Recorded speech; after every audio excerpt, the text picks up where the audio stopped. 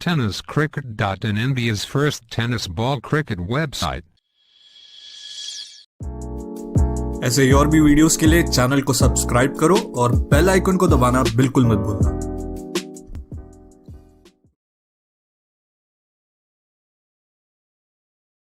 की पहिल्यांदा आम्ही बॅटिंग करणार आहे, 60 धावांपर्यंत आम्ही जाण्याचा प्रयत्न करू। पहिलाच बॉल श्रेयससाठी फुल टॉस ऑन साइडला, आमच्या स्टेजला मानवंदना देणारा हा षटकार। जबरदस्त स्ट्रोक पाहायला मिळतो। श्रेयस कदमची ओळख आहे, याच मैदानात याच स्पर्धेमध्ये बेस्ट बॅटरचा पुरस्कार सुद्धा त्यांनी मिळवलेला आहे। आणि इकडे जर पाहिलं तर मयूर वाघमारे ज्यांना या स्पर्धेने एक वेगळी ओळख निर्माण करून दिली होती, व्यावसायिक गटातील त्यांचं आगमन होतं आणि इकडे श्रेयसने ठोकलाय षटकार।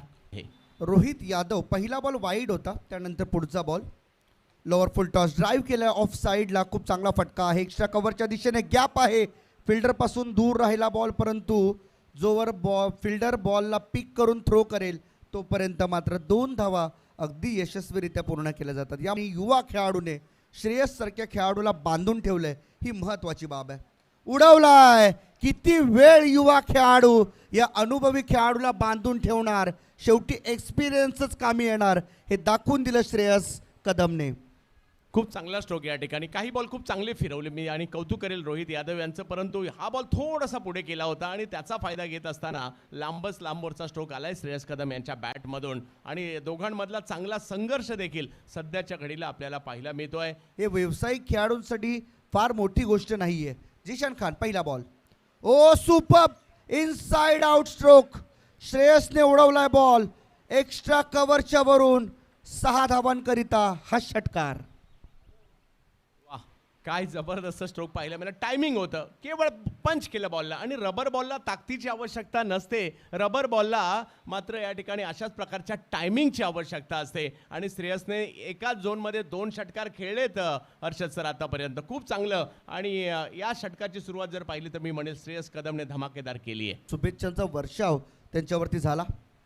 हे पहा, फिरवला बॉल, परंतु त्याही बॉलवरती अटॅक, मिड विकेट क्लिअर करतोय सीमारेषा बाहेर श्रेयसच्या बॅटमधून, षटकार क्रमांक 3।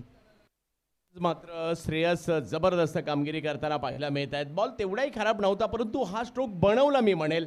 मागील बॉल खूप मोठा टर्न झाल्यानंतर जर पाहिलं तर हा थोडासा मागे होता, स्वतः मागे गेले, बॉलला फिरू दिलं, येऊ दिलं आणि त्यानंतर योगेश पवार यांच्या डोक्यावरून मात्र षटकार खेळताना पाहायला मिळाले। मला बॉल टर्न करायचा आहे, इथून मला बॉल बाउन्स करायचा आहे आणि सध्या तो त्यामध्ये यशस्वी होतोय।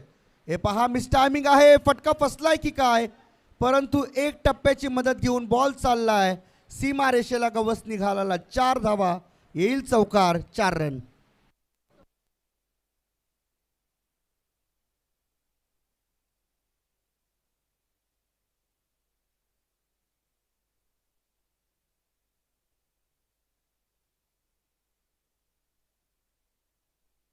व्यक्ती 36 वर खेळतात आणि टीम 44 वर आहे।